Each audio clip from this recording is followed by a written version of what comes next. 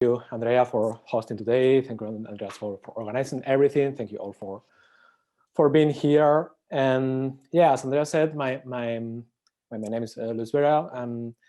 I work actually since 2018 at BESSY 2 with the main role, the main challenge, and the main target of applying machine learning to BESSY 2, to our synchrotron, in order to improve performance and go towards automation of the machine. This is actually the main target that we are pursuing for the next years. And what I am presenting today is some of the first steps we are carrying out in this direction, which is the application of reinforcement learning, which is actually the main tool we're using today for this purpose, for a concrete case, which is very important for us, which is the mitigation of harmonic order perturbations.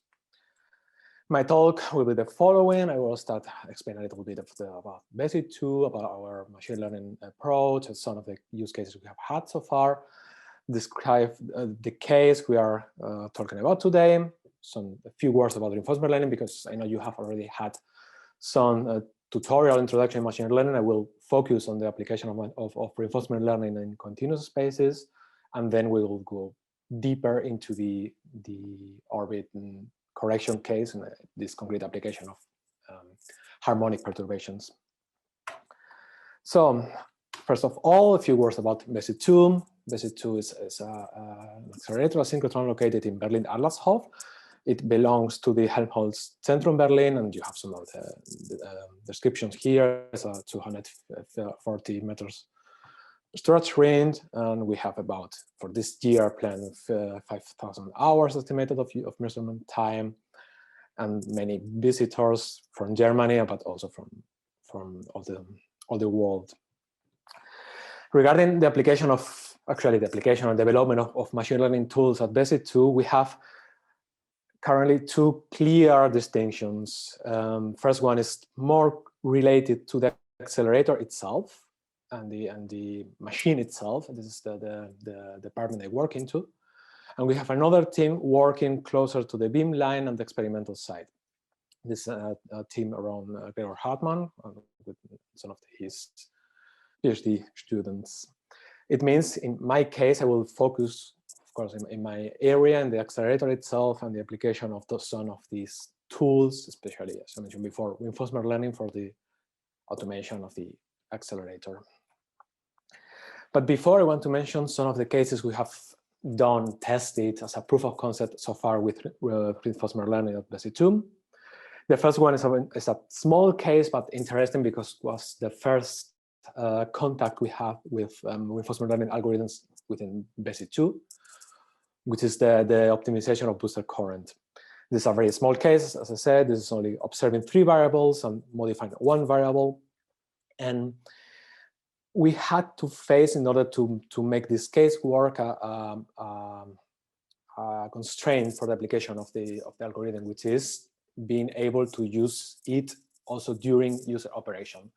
For that, we developed a test, chart, also a decision tree for applying the algorithm for the exploration in order to not avoid user operation, which is here. So we allow the algorithm to explore during user operation between the injections, and then if we are about to inject something into the storage screen, the exploration stopped and we started optimizing.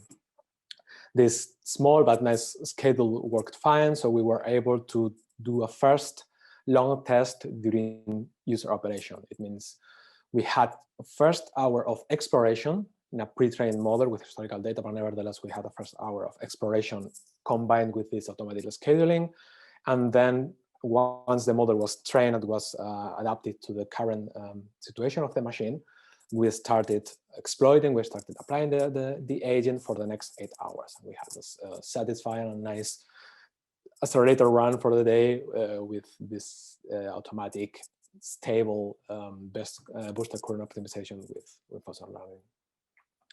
We had also different cases of applications, for example, the optimization of injection efficiency, which is a larger case with a larger state space and slightly larger action space, and where we had a major challenge, which is the fact that the injection takes place at BESSY 2 only every minute.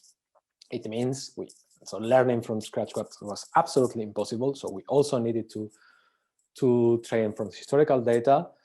And this is something that worked surprisingly fine. We had a stable model, and we had a model that after some fine tuning in the actual interaction, reinforcement interaction with the machine, it discovered some regions of nice injection efficiency. For example, this one here with a mean efficiency of 98%, which was, in comparison to the previous data, a very nice injection efficiency. So this is the context we had. This is the first application cases we had. And now I'm going to present the topic for today, which is a very much difficult case, which is the one we are facing. We are moving forward today, and this is the application of reinforcement learning to orbit correction.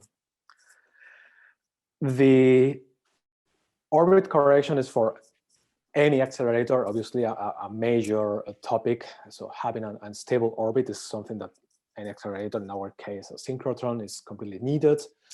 In the case of BESSY2, the orbit has to be in this within these beam dimensions, 100 times 20 micrometers. And as many of you probably know, since the precision of the position of the magnets is something that we can't completely control in the reality, at the end, some errors are going to happen in the machine that will distort the orbit with respect to the theoretical golden orbit the machine should have.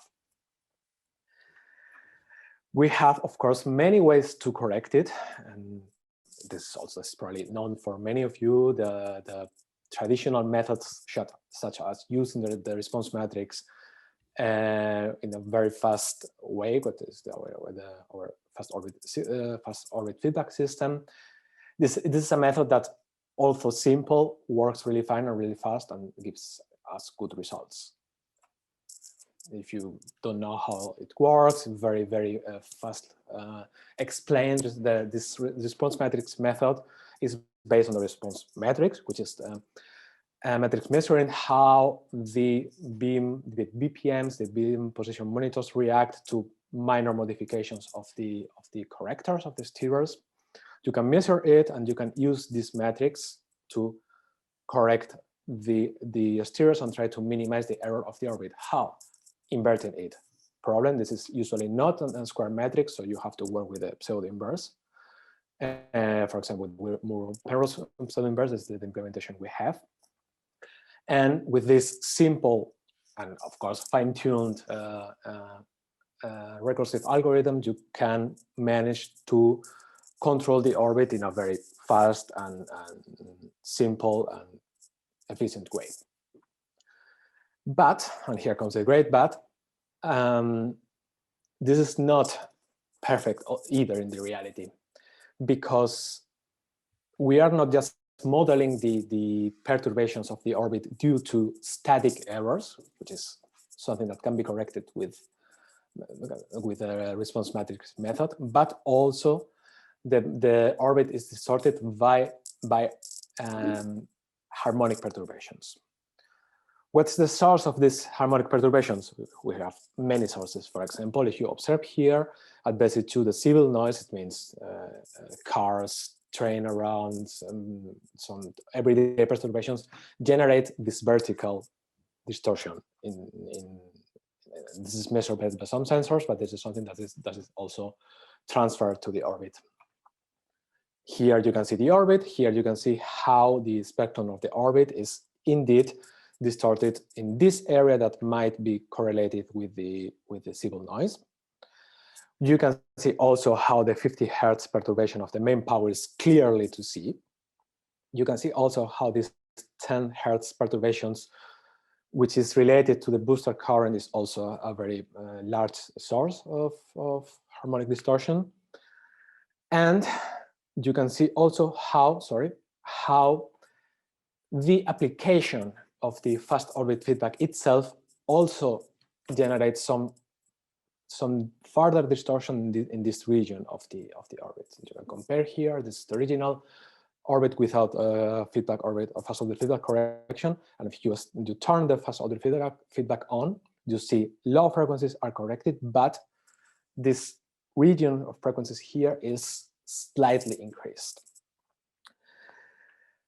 And this is something that it's not, obviously with this traditional method, it's not easy to fight. Actually, it's impossible to fight because this won't be recognized by the response matrix that we have measured.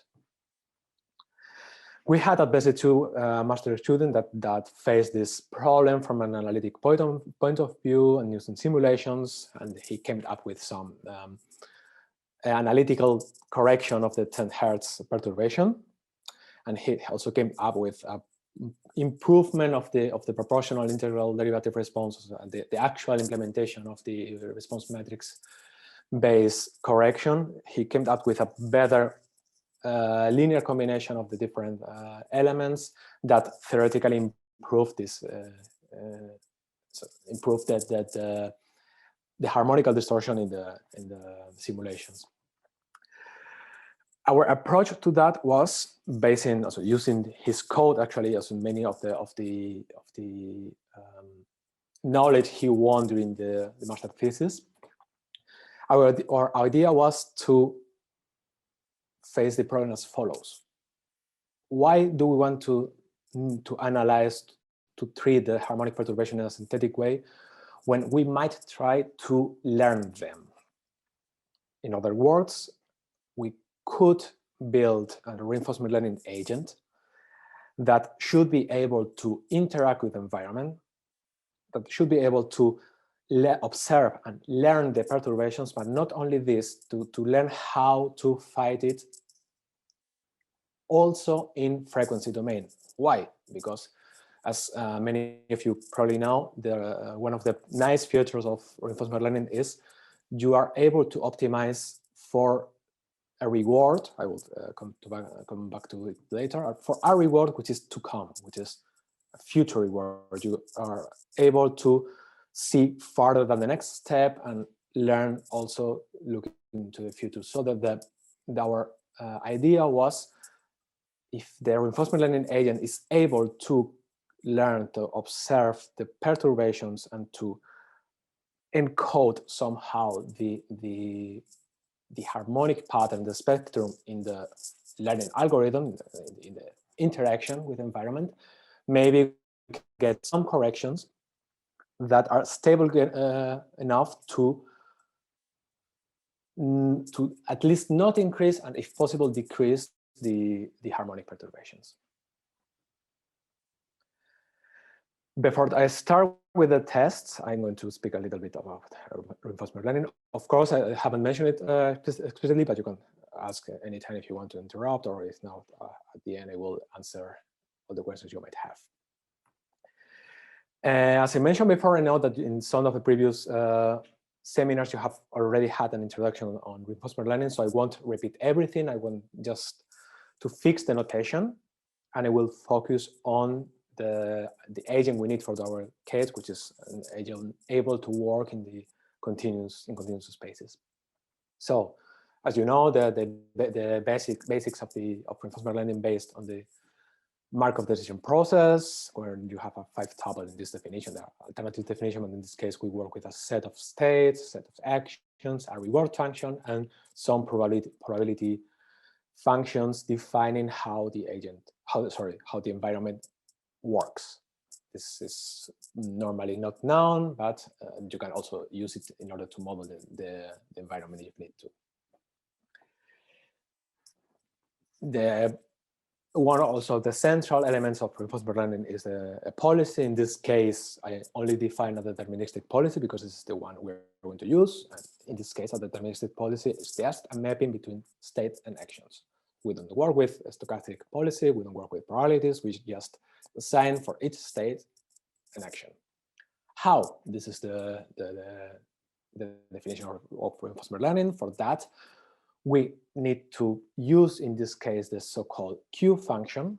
And the Q function is a function, sorry for the redundancy, that says to you, okay, if we have a state, we have an action, we have a policy, how good is going to be the future reward, the cumulated reward in the future up to some scale, the so-called gamma parameter, if we apply this action at the given state and from that, we follow with the policy we have at this moment. So it means you have a state, you have an action, and you calculate if after that you follow the policy you have.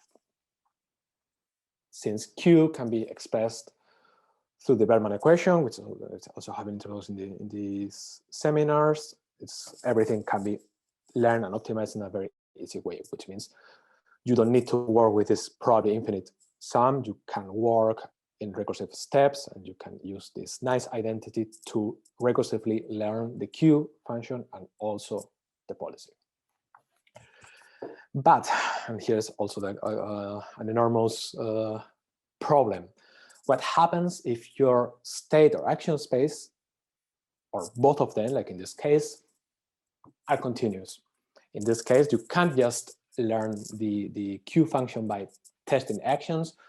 You have to find a more intelligent way to go, because if not, it's obviously impossible.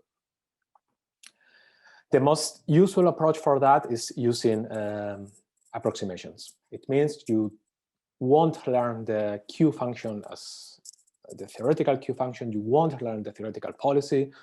You will learn some parameters that define this parameters function. That set that define the function. These kind of methods are called actor-critic methods, and you can see here from Sutton and Bartow the nice definition. The actor learns the policies, and the critic learns how to criticize. Also, in order to criticize the actor's action at each moment. On the other side, the actor updates based on the critic's prediction. The traditional way to go for that was using linear approximators. For example, something like this. You would map to some linear space and you work with the parameters there. But, and now we come to the actual concept of deep reinforcement learning. If you don't use easy linear approximators, for example, but you approximate the Q function, the policy with a neural network, it is what is called today deep reinforcement learning.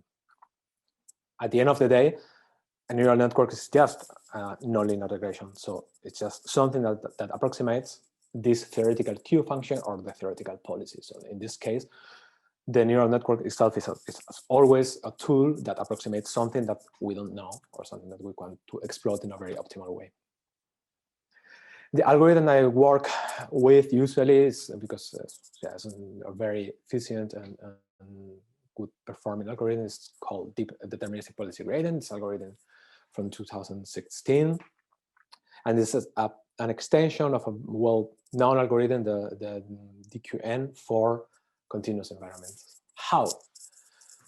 You have to define proper loss functions if you want to update your neural networks, in this case, your approximators. If you want to update your critic, it's quite easy because you just take the current value and you compare with the value you would obtain through the Bergman equation.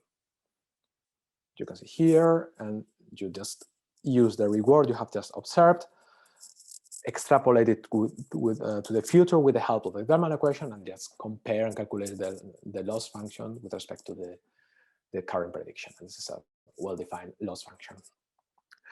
More interesting and complicated is how to update the actor, because yeah, this is deeply related with the Q function, as you know. So the actor should maximize the Q function. And yeah, if you define something like this and you define an alternative policy to learn, it's not that easy. It's not that immediate that you can just calculate the gradient, for example, of this expression here, of this function of this estimation. But it happens to be that using the deterministic policy gradient theorem from this paper, this approximation is actually quite good, and you can just calculate the gradient of this expression without explicit consideration of the exploration policy you are using. It means with this simple or relatively simple expression, you can just update your actor and the algorithm converges. Not that easy, you need several implementation tricks, but at the end, so in general, and after some a good number of steps and with nice conditions, the algorithm works and converges using this kind of delay targeted networks and replay buffer and so on, but it's not important for the case. It's just details of the implementation. And in order to finish the theoretical part, just to give you some context, you can see here this DDP is just one of the algorithm in the model-free area. It's the intersection of policy optimization and Q-learning. And it's not the only one. We have many algorithms that we haven't tested for this case so far, but we will do it in the future. So now going to the problem itself, the first step, as usual, is working with the simulations in order to see whether our approach makes sense. If an agent is able to learn something observing in time domain and then give good results in frequency domain, we have to start with simulations. For that, after some tests with a code from Olivier Choclot, our master student, we moved to Ocelot. We designed some use cases for that. For example, this small case here where you apply a similar perturbation to the horizontal deviation of one quadrupole, you modify only one stirrer, and you observe only 1 BPM. You can see that the spectrum you get from these simulations similar to the reality. What happens at BESSY, because of course the synthetic perturbation we defined was designed ad hoc in order to fulfill these conditions. And after some training, you see that the agent was able to correct, to improve the reward, and hence also act in frequency domain. It's actually quite good. In the reality, it's not that good. We will see later, because the 50 Hertz perturbations really had to fight. But nevertheless, in this region here, which is the region we're mostly interested at, you can see the perturbation is reduced. So with this good news from the simulation front, we started conceiving some tests at BESSY 2. First of all, I have to thank my colleagues that helped for this test. Pierre Schnitter, who was with me all the nights and helped a lot in the logistics, and also Marcos Space for coordinating everything. First test we did at BESSY 2 in the control room were at July 2020. This was just setting up the infrastructure and then seeing if the connection with the agent was good defined as possible. And we made some initial tests only at 20 Hertz, which is obviously not interesting at all. But we set up everything for the communication. In September, we improved the communication. We made it somehow faster. And we got some first tests at 100 Hertz, and hence some first interesting or more or less interesting learning results.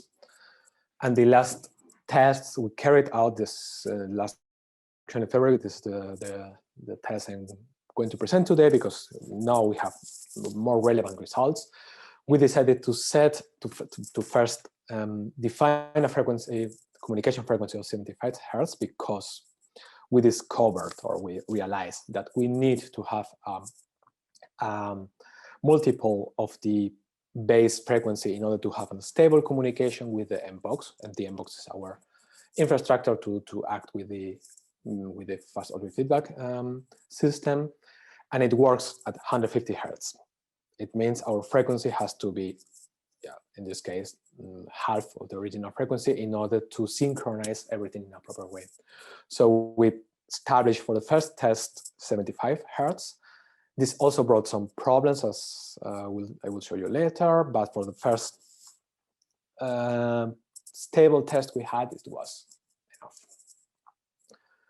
So when designing our tests, the first question is, okay, let's start with small models, because you all know making a reinforcement learning agent converge is not trivial at all, and trying to get something that optimized the 48 steerers in this horizontal case from the very beginning.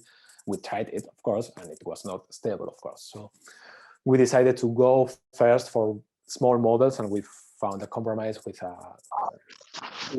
a model with an agent observing 6 BPMs and optimizing and modifying 6 steerers. So we had to face the problem: which one do we choose? And then we decided just to analyze the response matrix. Recall, this is the matrix measure of the machine and mapping how each BPM reacts to minor modification of each corrector. This is the theoretical matrix, which is used for the standard SVD-based correction in the fast orbit feedback. And this is the matrix we based on in order to decide which BPMs and which steers are we going to work with. We just took, in a very naive way, the most correlated pairs of steerer and BPMs. It means the 1% in higher absolute value for the in the response matrix. And it happened to be a good choice, maybe not optimal, because as you see here, we had some couple of steers that also correlated with each other. So it means the election might have been even better, but nevertheless, with this naive election, we had some first satisfying results. So I'm going to present 3 tests, actually 2 and an extension of the second one. The first one is a proof of concept only using 1 BPM, which is interesting in order to see whether the agent is able to have similar results to the simulation and the real machine. And then we will move to an agent which works for all BPMs at the same time. How? I will explain that later. So for this first proof of concept, I recall the question is it possible for the agent to learn in time domain and have some effects and some smoothing in frequency domain? We took the 6 BPMs, beam position monitors that I mentioned before, the one that were top correlated, that presented higher absolute values in the response matrix with respect to the 6 steerers, to the 6 correctors that we use for the action. Here we have important details. For example, for the BPMs, we are working with deltas with respect to the reference orbit. If you remember from the beginning, the idea is to find an orbit which is as close as possible to the theoretical orbit for the accelerator, to the so-called golden orbit. It means in this case, we work with deltas with respect to this golden orbit. And the same, more or less the same happened to the steerer. We always work with deltas with respect to, in this case, initial position. This was also a little bit problematic, as I will explain later. And we define a maximum modification of the initial position of the steerers up to 20 milliamperes. In both cases, we work at 75 hertz. And as for most of the reinforcement learning application, the most interesting part is how do you define the reward? For the first proof of concept, we said we are going only to observe 1 BPM, this one here. Why this one here? Because this is one which is used at BESSY2 as reference for the measurement of the beam position and also of the spectrum of the beam position. It's just the reason for that. And the definition of the reward, we usually want to have something in between -1 and 1. So we work with this exponential here. And it's only analyzing and taking the norm of the deviation of this BPM with respect to the theoretical position, to the golden position. Recall only 1 BPM. And we use a constant in order to norm everything. And we use 20 according to our experience. We also need to define some baselines. The first one is just doing nothing, just letting the steerers as they are. This is actually tricky because there's no stereo position, or on the other hand, the stereo position would make us to lose the beam. So it's impossible to have a real stereo position. So we take the first in the reference position at the beginning of the test. What happens, you will see it later, if the machine conditions, or actually if the machine behavior changes along the test, this zero action gets worse. Usually gets worse. Could get better, but in reality it gets worse because what was a nice position at the beginning of the test, probably calculated with some analytical methods, happens to get worse if the machine drifts. what happened in some tests in the reality. It means this is tricky baseline, and it was also a challenge to fight. The second baseline we use is our implementation of the response matrix-based correction. I call it SVD because this is essentially an SVD for the calculation of the inverse matrix. We use some conditioning in order to compensate the fact that we are working at 75 Hertz. And the advantage of that is that we are synchronized with the same Q environment, so it means we can use it in real time, where while the machine is learning, while the agent is learning, we can stop it, run our SVD, our response matrix algorithm, and see how the current state of the machine is and how the SVD correction would work with the current state of the machine.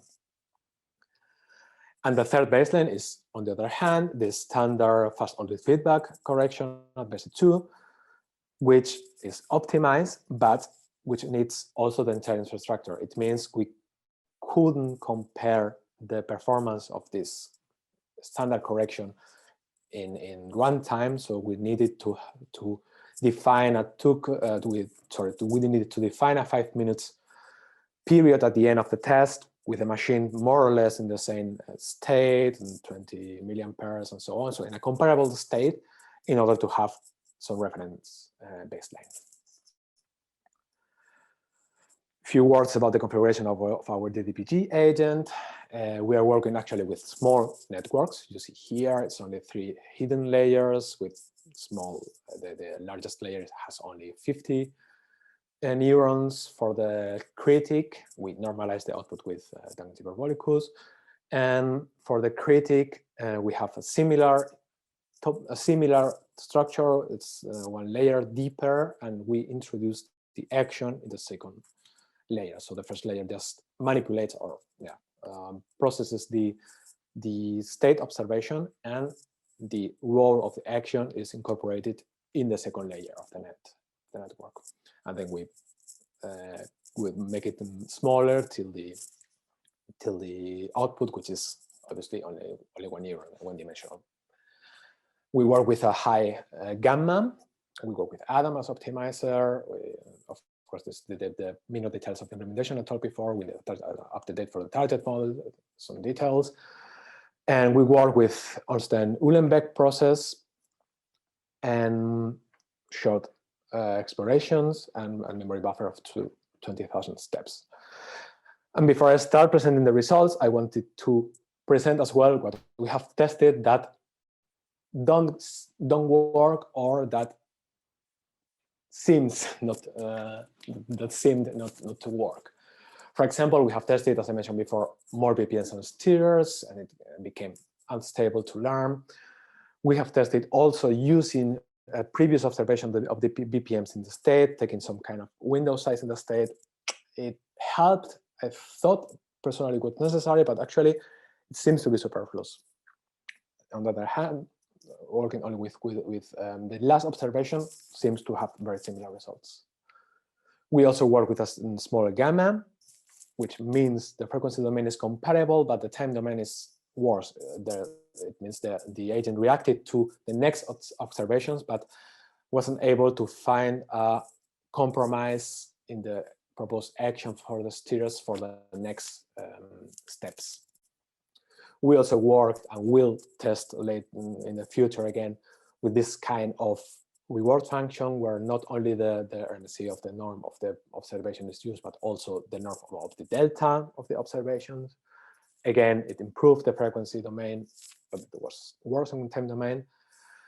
And last but not least, we also tested the parameter space noise, which is, in my opinion, really interesting way to explore the environment. It doesn't add noise at the end of the network, but it modifies the inner, that's the weights of the network. It gives you a more systematic exploration, but at least in our implementation, it was too slow. So we couldn't make it work at the speed we need in order to have 75 Hertz communication. So the first test I want to present, is the proof of concept, as I mentioned before. You can see here the learning was satisfying. We started the next exploration and it converged. You see here, red is exploration period, yellow is zero action period, green is our implementation of the response matrix correction, and blue is exploitation period. You can see here what happened with the norm of the BPM we are observing, and if we get closer and analyze what happened at the last test period, let's say, you see the following. First, analyzing in time domain, you can see what happens with the beam position. So recall this is the deviation with respect to the golden orbit. You can see here that the reinforcement learning agent was able to find a nice orbit in time domain close to the zero position. And also, if you look at the RMSE, in this case, it's just the absolute value. But in this case, you can conclude that the agent did what it should, but the comparison with the baseline is not fair because they are optimizing all the BPMs and working with all the steers at the same time. Nevertheless, it was interesting to see that the frequency domain was also properly modified. Here you see what happens if you switch to the frequency domain for the beam position. It means for the deviation with respect to the beam orbit, over the orbit, sorry. And if you analyze also in frequency, in the frequency domain, you make up the FFT of the evolution of the RMSE along the test. We are comparing here with the zero action. It means with the initial position of the steerers. You can see that there is no major difference in the beam position, but if you analyze the spectrum of the norm, you can see that we have indeed a major difference in this area here. How can you interpret this fact? The agent is actually not using the reward based on the position, but on the norm. It means the agent learned how to optimize the norm also for the future steps, also for the frequency domain somehow. And you can see it here very clearly. The effect in the observation domain, let's say, is not that clear, but in the norm, it's very clear that not only in the time domain, but also in the frequency domain, the agent acted much better than doing nothing. So this is the first baseline we have to fight, and it was obviously relatively easy. Comparing with SVD correction, you can see here this is not very fair, but nevertheless it's interesting to see that the agent is not that noisy. It's correcting this concrete beam position monitor in a smooth way. If you compare the spectrum of the beam position and the spectrum of the norms of the RMSE, you can see in both cases the agent is much better than with our implementation of SVD, and also with the standard fast order feedback. In this case, the spectrum of the beam position is not slightly better, not that much better, but if you analyze the norm, again, the difference is quite large. So one can conclude with this proof of concept, yeah, it's possible, yeah, observing the next steps indirectly through the reward definition helps in order to find actions that act also smoothly in the frequency domain.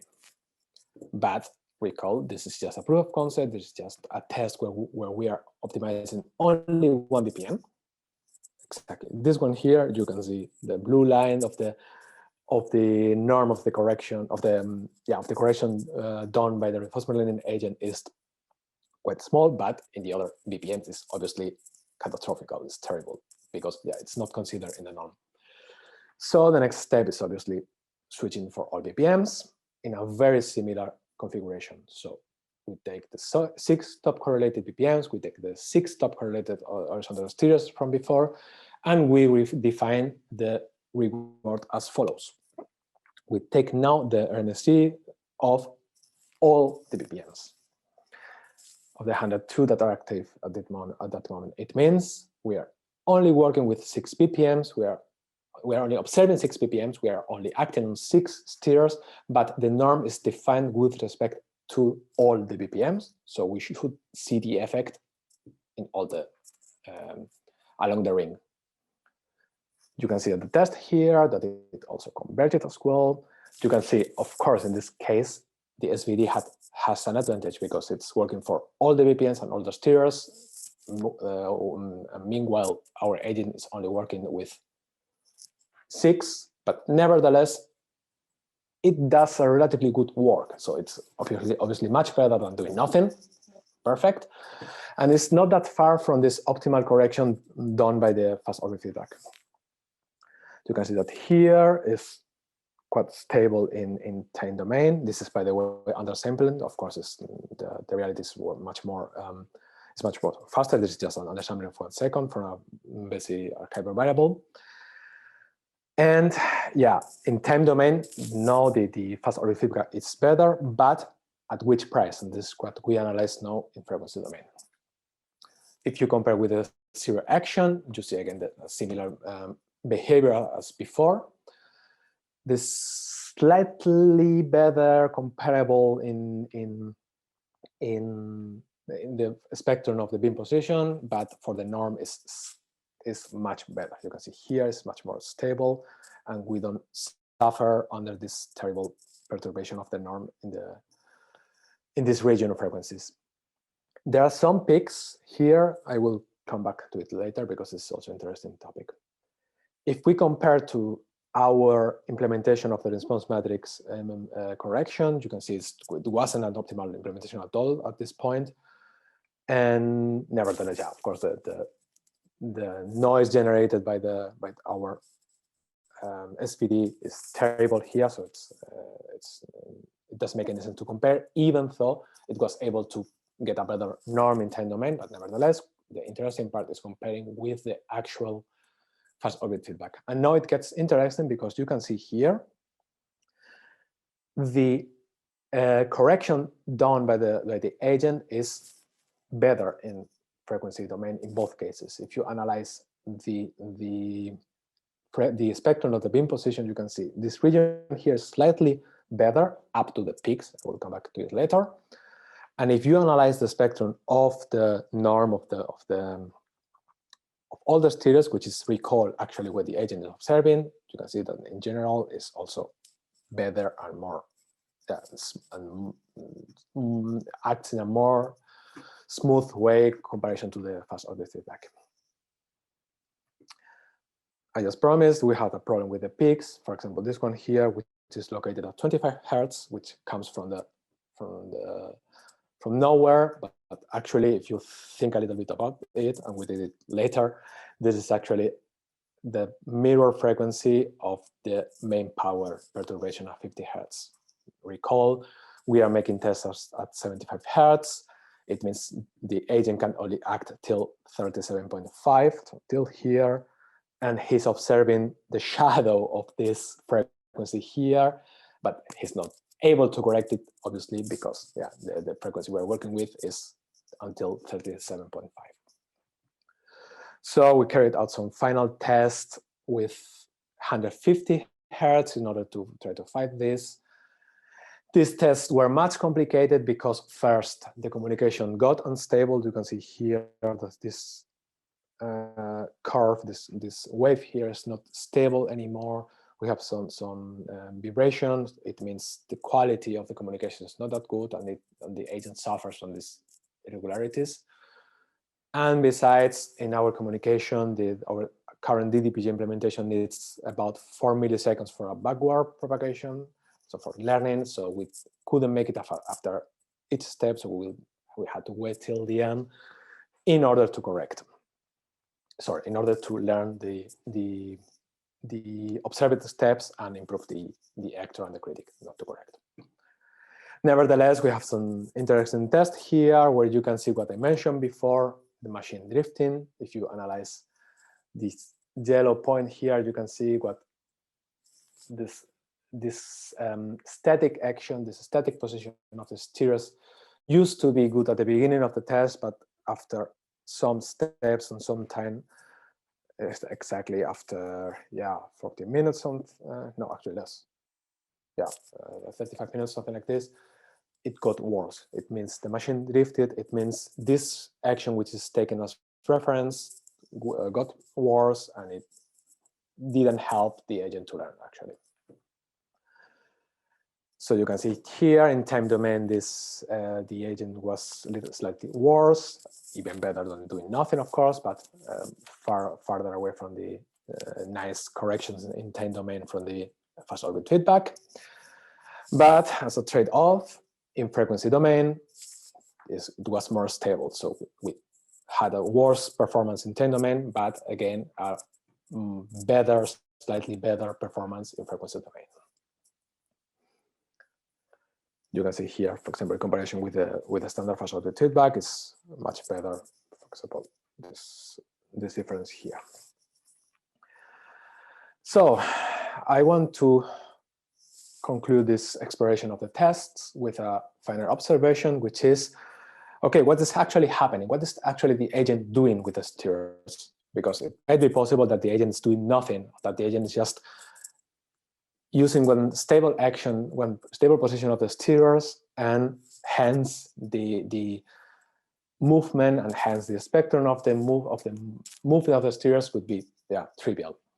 This is not the case, as you can see here. If we plot the behavior of the steers along one test of the 150 Hertz agent, you can see there is indeed some movement, which means the agent is actually acting in an active way, sorry for the redundance. And more interestingly, if you analyze how does it look like, how does this movement of the steers look in frequency domain, you find a pattern which is actually known for us, which is the 50 Hertz perturbation, which is this slightly higher amplitude of these frequencies here, and also the peaks that we know. And in this case, we have no 25 Hertz peak because I'm analyzing the 150 Hertz agent. What does it mean? The agent is actually learning the pattern, or at least the policy acts in a similar fashion with a similar pattern to the observations of the BPMs. Of course, there is a linear reaction to the BPMs that are observed on each time point, but nevertheless, you can see here, and you have observed before, if you analyze the result and the BPMs, the result in the orbit, it gets smooth. So it means the spectrum, it means the harmonic perturbations are being absorbed by the stereo movement and are being applied in an intelligent way in order to reduce the spectrum of the BPMs. So with this, I come to the end. I want to summarize everything. Actually, not everything, but the knowledge we have gained from these tests. The main knowledge and we